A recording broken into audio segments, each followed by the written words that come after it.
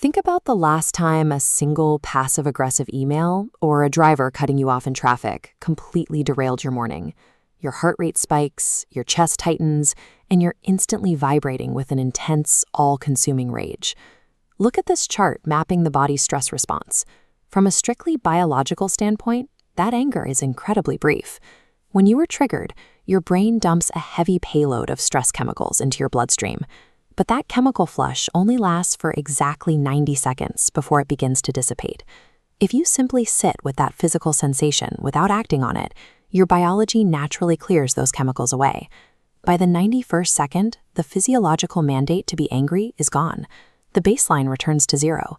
So why are you still fuming at your desk 20 minutes later, or complaining to a friend about that exact same driver 3 days after the fact? The initial 90 seconds are out of your hands, but everything after that is manufactured. You keep the fire alive by rehearsing the argument in the shower, obsessing over what you should have said, and playing the victim in a loop. You are essentially pouring gasoline onto a flame that had already burned itself out. That chemical reaction is biology. The prolonged misery is a choice. When you obsess over an insult, you voluntarily hand the remote control of your mind over to the person you dislike the most. The psychiatrist Viktor Frankl identified the exact mechanism to take that remote control back. He observed that between any external trigger and our reaction, there is a microscopic gap in time. Frankl didn't develop this theory in a comfortable university office. He realized this while imprisoned in a Nazi concentration camp. He discovered that no matter how extreme the suffering or abuse inflicted upon him, he retained the ultimate human freedom, the ability to pause in that microsecond gap and consciously choose his response. If you can catch yourself in that gap, you start to see that anger is rarely what it claims to be. It acts more like a security guard. It rushes to the front lines to protect far more fragile, vulnerable emotions, like the shame of feeling inadequate, or the fear of being forgotten. When your partner forgets an anniversary and you immediately lash out, that's the security guard doing the talking. It feels much safer to be aggressive than it does to admit, "I feel like I don't matter to you."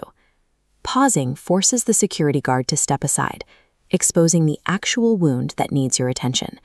You are not an automated robot programmed to fire back every time a button is pushed. By finding that pause, you step out of the chaos and become the calm, neutral observer of your own mind. The psychoanalyst Carl Jung pushed this concept inward. He argued that the external world operates entirely as a mirror. The behaviors that trigger us the most in others are actually reflections of our own unresolved issues.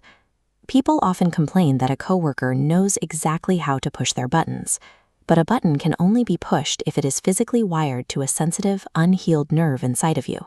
No one can manipulate a vulnerability that you haven't left exposed.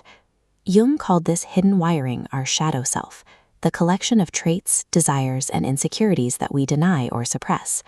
When you encounter someone who exhibits those exact traits, your brain treats them as a threat. That intensely arrogant friend might be aggravating because you secretly deny yourself permission to take up space and be proud of your own work. A colleague's selfishness might trigger you because you feel guilty whenever you try to prioritize your own needs. Recognizing this dynamic strips the other person of their perceived power over your mood. Their annoying behavior is no longer an attack on you. It is highly specific, actionable data showing you exactly where you need to heal. Start using this data by reframing the difficult people in your life. Instead of seeing a micromanaging boss or cynical relative as an obstacle, treat them as your personal emotional coaches. They provide the exact psychological resistance you need to build your tolerance and patience. To survive, you need to enforce temporal distance. Apply a strict 15-minute rule to intense interactions.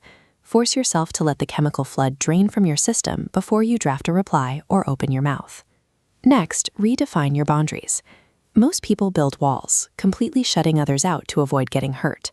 A healthy boundary is a front door. You dictate what behavior is allowed inside your space, and you can calmly tell a complaining friend you only have bandwidth for actual solutions.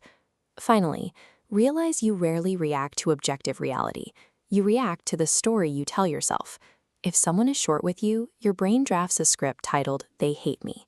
Rewrite that script to, "They are overwhelmed with stress," and your emotional experience changes entirely. Mastering the 90-second biological flush and locating that microsecond gap of choice ends your time as an emotional sponge, absorbing everyone else's chaos.